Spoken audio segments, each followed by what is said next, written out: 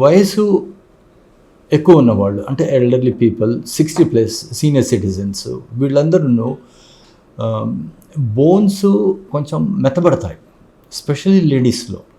అంటే ఆస్టియోపొరోసిస్ కానీ రావచ్చు. అప్పుడు ఫ్రాక్చర్స్ ఎముకలు విరగడము అవకాశం ఎక్కువగా ఉంటుందన్నమాట.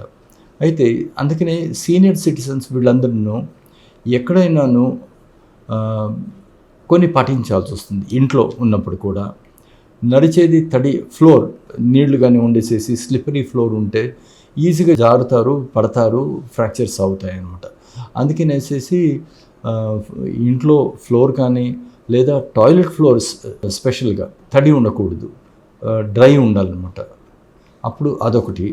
అయిన తర్వాత ఎక్కడ నడిచినా కూడా ప్యాసేజ్ వే కానీ మంచి వెలుతురుతో ఉండాలి.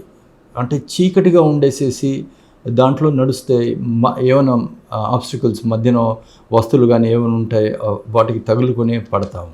ఇంకొకటి మనకు ప్యాసేజ్ వేలో కానీ ఎక్కడైనా టాయిలెట్లో కానీ సైడ్ రైలింగ్, స్పెషల్లీ మెట్లు ఎక్కేటప్పుడు టాయిలెట్లో కమోడ్ పైన కానీ ఇండియన్ టాయిలెట్ పైన కూర్చొని లేచేటప్పుడు మనకు సపోర్ట్ అనేది ఉండాలన్నమాట.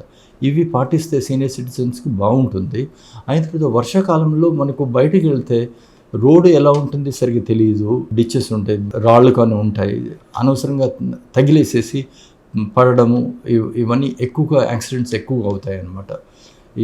కానీ వర్షాకాలం అంటే టెంపరేచర్ తోటి కాదు, ఇది నీళ్ళు ఉండేసేసి వాటితో స్లిప్పరీ కండిషన్స్ ఉండేసేసి యాక్సిడెంట్స్ ఎక్కువగా రావడం అవకాశం ఉంటుందన్నమాట.